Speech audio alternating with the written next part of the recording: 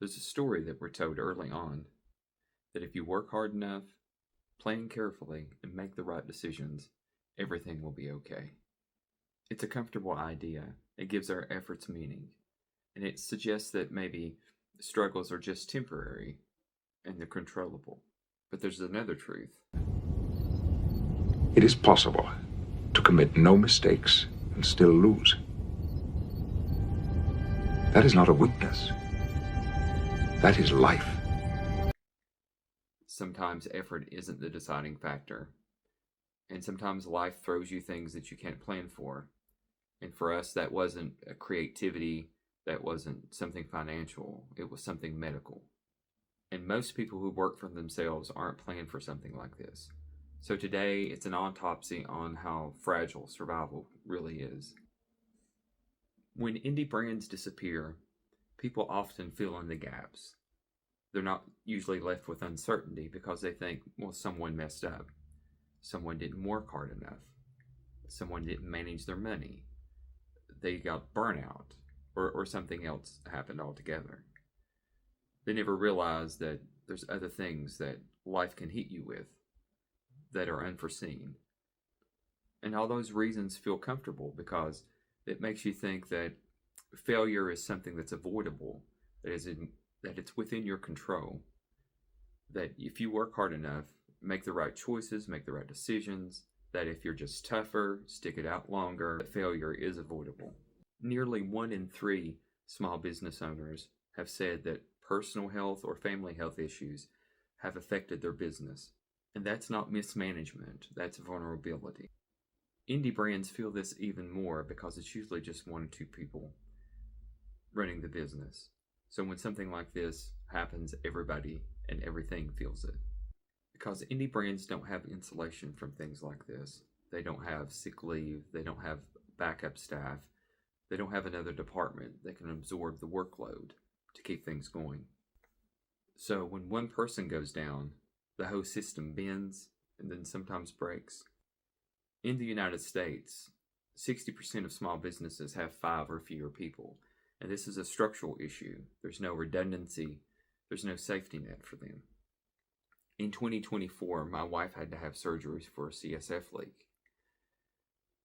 It was something serious and was misdiagnosed to begin with, and CSF leaks often are.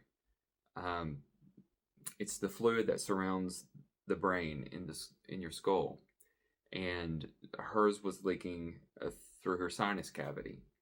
And at first, she was diagnosed with just a sinus infection, but was luckily referred to a specialist.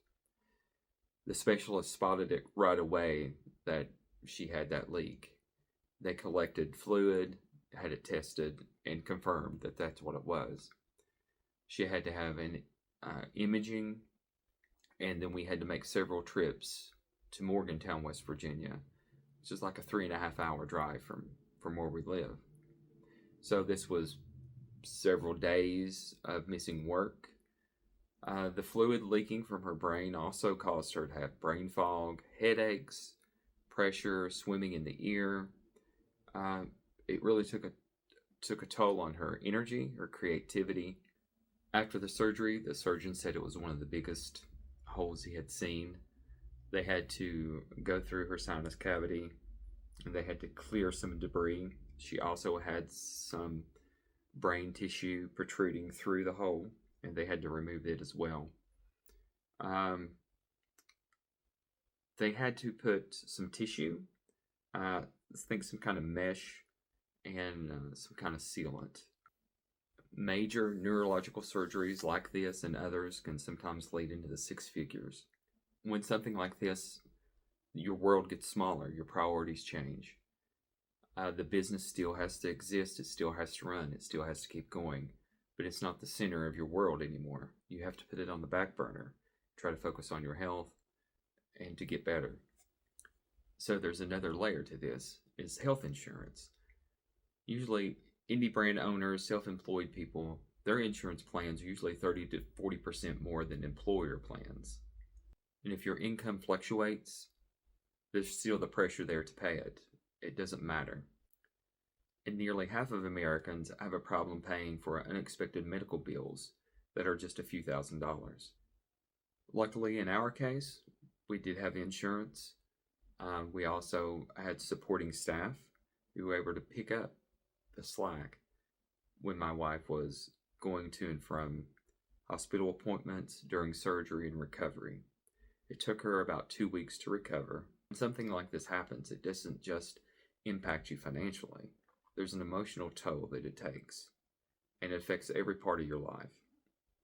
And every part of your life also means your small business that you own, have, love, cherish, rely on.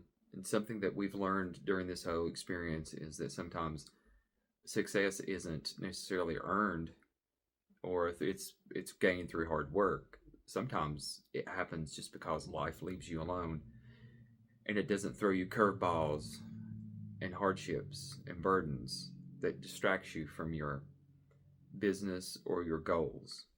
Most businesses don't close because the idea was bad or that there was something wrong that the owner did.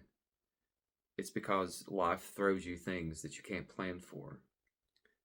So when you see an indie brand disappear, don't quick to judge, because you never know what's going on behind the scenes. You never know what life is demanding of them in the moment. If you're an indie brand owner right now watching this and struggling, you're not a failure, you're not broken. It's just the system isn't designed for people like you, without safety nets, without redundancies. Navigating the business world can be very difficult, and when life happens, that just adds to it.